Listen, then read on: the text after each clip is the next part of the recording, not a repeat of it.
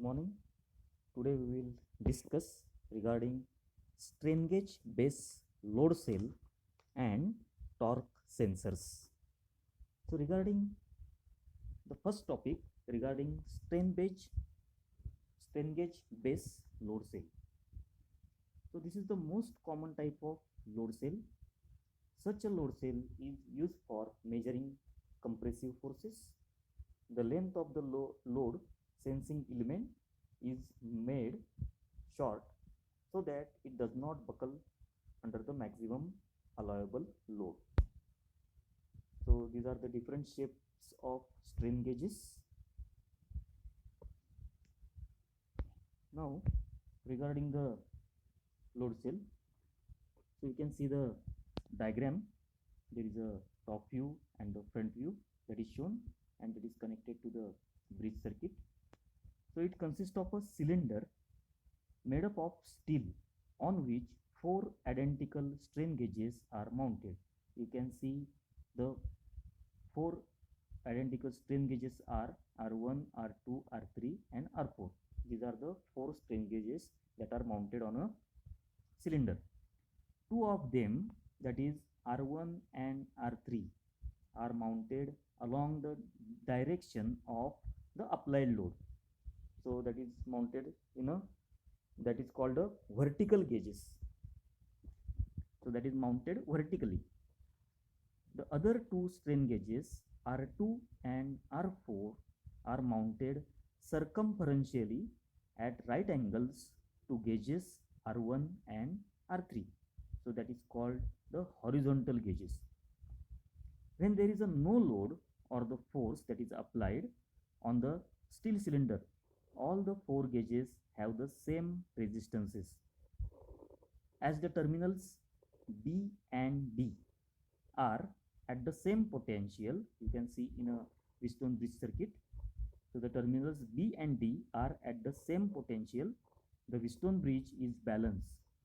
So when there is a no load, the Wheatstone bridge, it is balanced, and hence the output voltage that will be 0.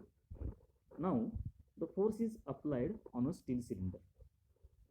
So when the force it is applied on a steel cylinder, due to this, the vertical gauges R1 and R3 will undergo compression, and hence there will be decrease in resistance.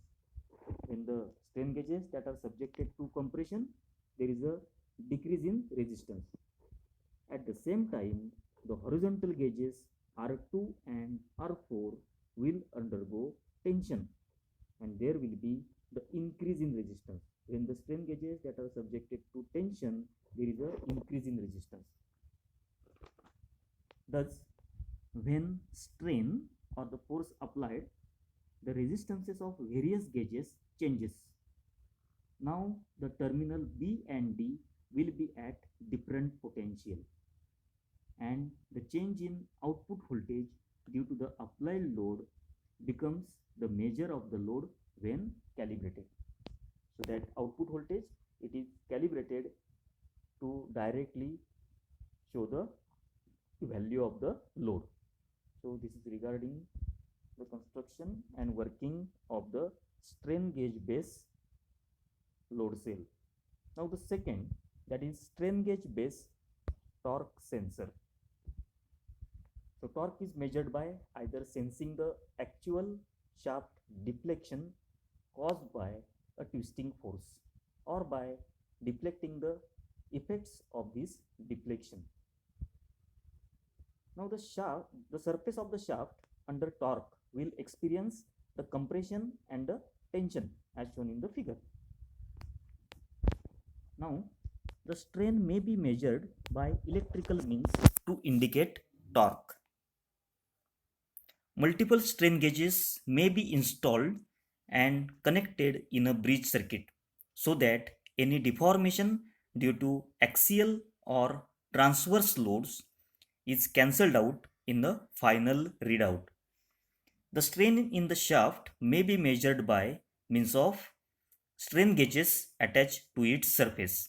So by attaching the strain gauges to the surface of the shaft, the strain in the shaft that can be measured.